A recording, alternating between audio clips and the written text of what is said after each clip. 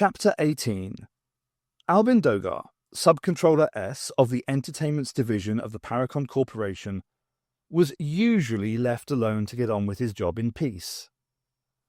Apart, that is, from the 523 silent figures, each monitoring the output of a computer terminal, each of which receiving the transmissions from over 2,000 implants in a planetary region, was programmed to recognize overheard phrases which might be considered damaging to the corporation or treasonable to the state, and the 252 with ER headsets, fingers fluttering over banks of controls as they followed the trail of those allocated particular surveillance. An occasional routine from Controller S was to be expected, of course, when he could bear to tear himself away from his ER fantasy life, buckling a swash as a space pirate in the olden days.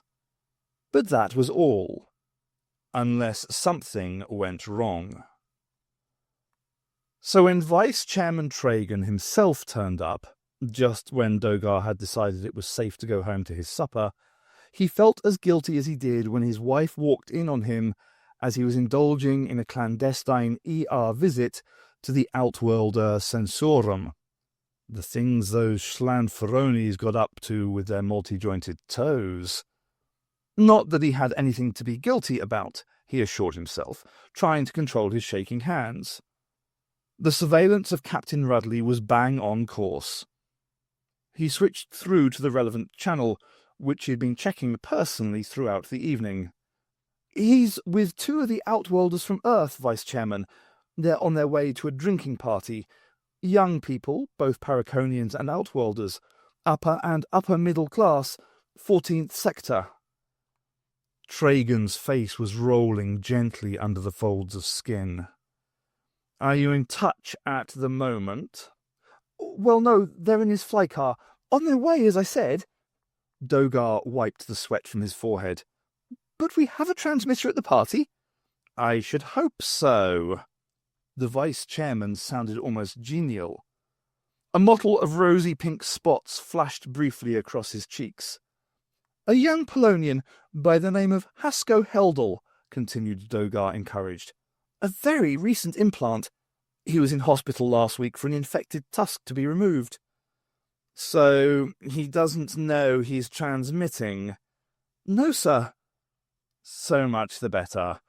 Warn the 14th Sector Patrol to stand by ready to arrest Rudley for speaking treason." Dogar blinked uncertainly. "But suppose he doesn't?" The vice-chairman's face rippled.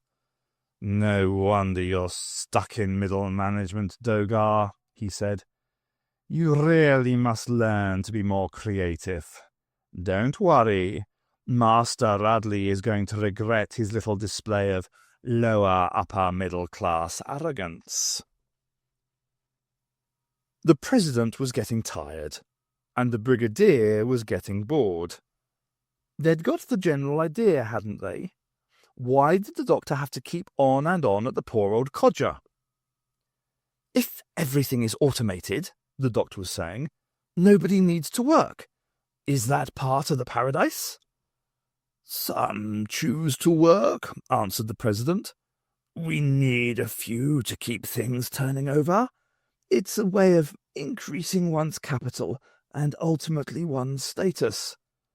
But only the bond servants are under any obligation." His nostrils dilated as he swallowed a yawn. The brigadier caught a movement out of the corner of his eye. The woman Onya, keeping a careful eye on her charge. "So you have a population largely made up of the unemployed," the doctor insisted. "Of shareholders, of consumers," said the president wearily. "Oh, they're on a very high dole, of course. Happily unemployed, apparently. You seem to have solved capitalism's biggest problem, President." This roused the president almost to indignation. He explained, as vehemently as the weak old voice would let him, that on Paracon they had solved every problem. Because there was only one producer, the corporation, wasteful competition was replaced by rational planning. Nation-states and armies had become redundant.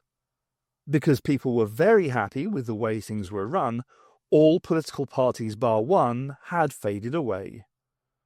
"We have been elected unopposed for over 40 years, he concluded in feeble triumph. With the slogan, "What's good for the corporation is good for the planet, no doubt," said the doctor. He was really giving the poor old chap a roasting, thought the brigadier, like one of those "whatever you say I'm against it" fellows on the box.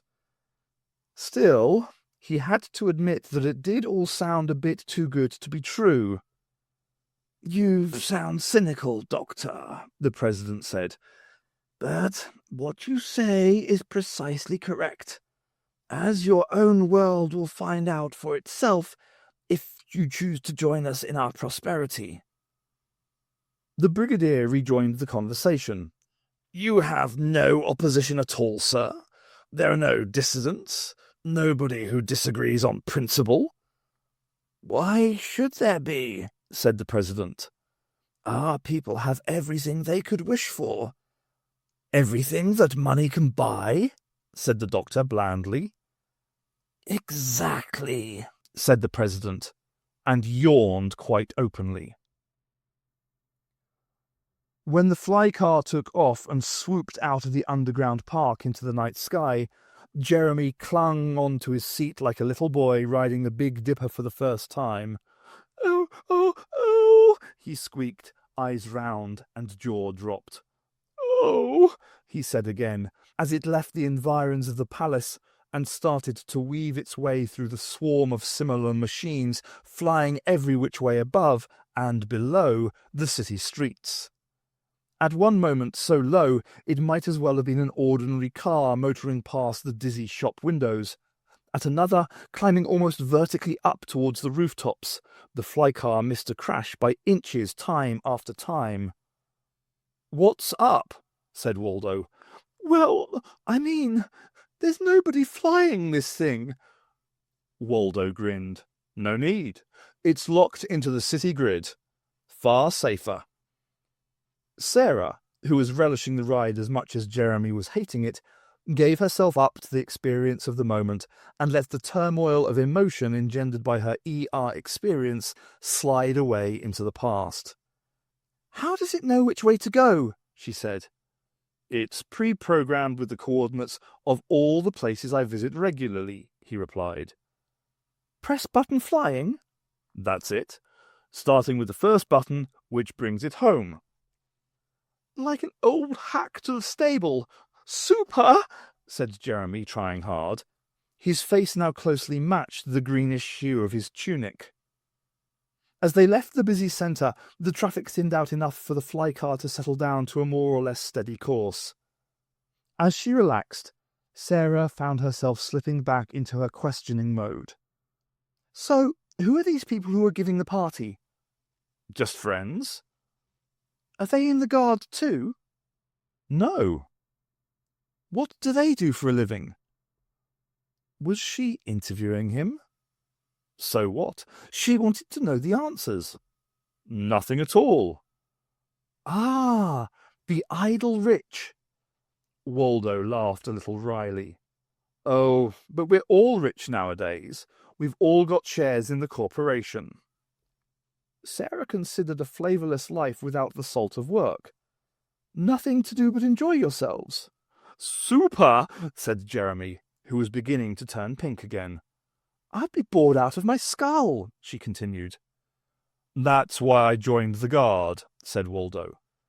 "I wasn't clever enough to do anything else." Most people, he went on to explain, spent practically all of their time on the experienced reality couches. A man would be a skimmer champion for a while, or a woman a batterball leader, or whatever. Then they'd change to something else.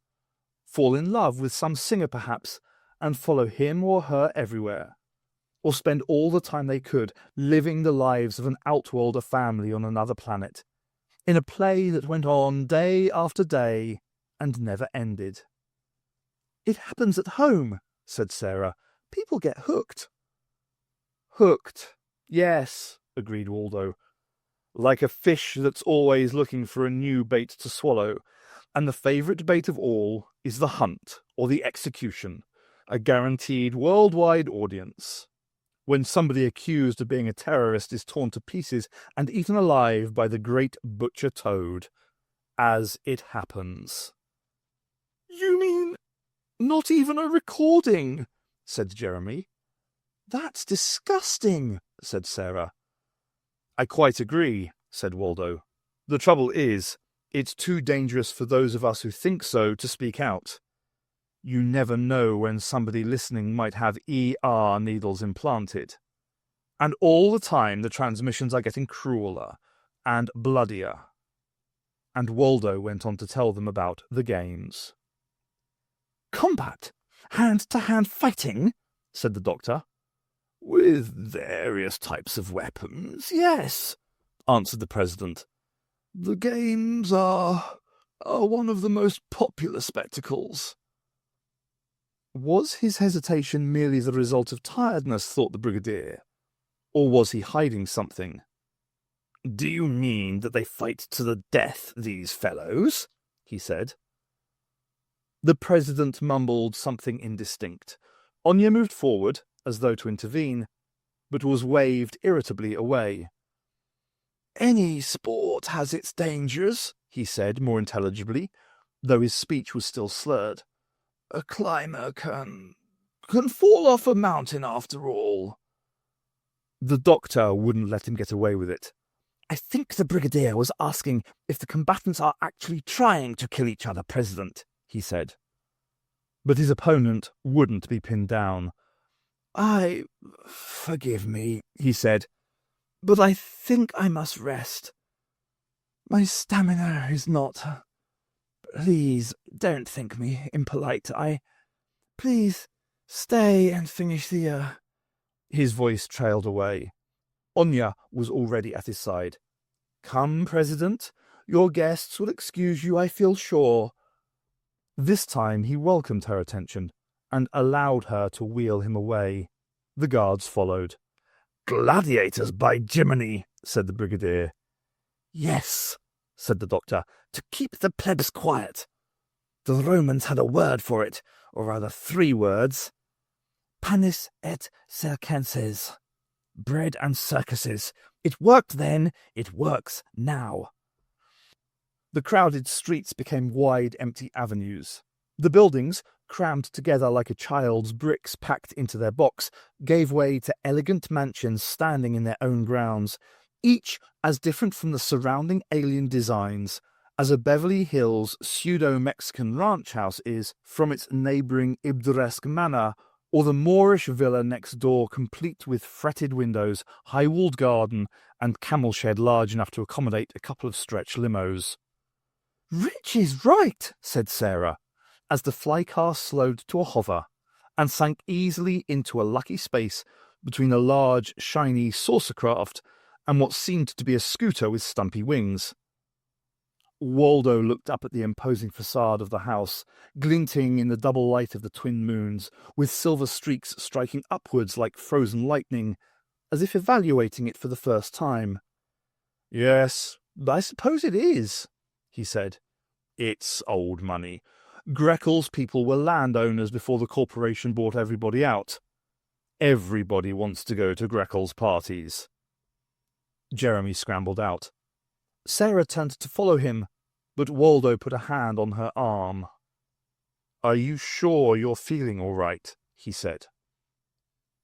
As Sarah followed him to the grand front door, she talked to herself like a Dutch aunt. "Good, that. A cliché caught bending and given a swift kick up the bum." "Listen to me, my girl," she said to herself. "You're an investigative journalist on a story. The last thing you need is an emotional involvement with a handsome hunk who isn't even a real human being." "You're so right," she agreed with herself. But as she remembered the deep brown eyes, velvety brown, or was that another cliché, so filled with concern, she knew she didn't believe a word of it.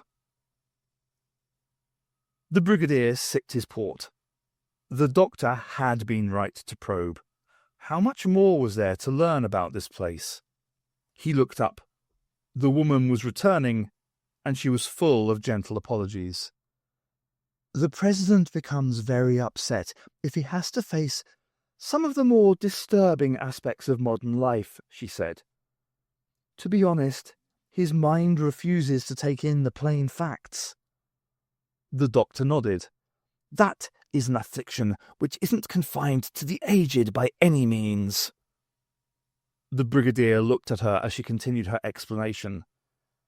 Neatly and unobtrusively dressed in a dark green suit, with her black hair pinned up in a serviceable bun, she nevertheless had an air of natural authority surprising in a servant, however senior. Who was she, and what position did she actually have in the president's household? We try to shield him as much as we can, she was saying. He is very old, the father of his people. Their love for him is one of the few things which gives me hope for the future. Not a very servant-like thing to say. Hardly comme il faut to start interrogating your host's domestic staff. But never mind. This ought to be cleared up. Before the brigadier could open his mouth, the doctor spoke. Forgive me, but you are... He left the question hanging in the air. My name is Onyafarjan, she replied. I suppose you could call me the president's housekeeper. She turned to go. I'll leave you to drink your wine. She couldn't just fob them off like that. There are one or two things I'd like to ask you, if you wouldn't mind, the brigadier said awkwardly. She turned back briefly. I've said too much already, she replied. Please don't go. The president will return when he feels better. The brigadier, frustrated, watched her go. Pretty rum sort of housekeeper, if you ask me, he said, as the door slid shut. Do you really believe the old chap doesn't know what's going on? The doctor grunted. Yes, but do you? Certainly, he said. He wouldn't be the first president to be kept in the dark, and he won't be the last.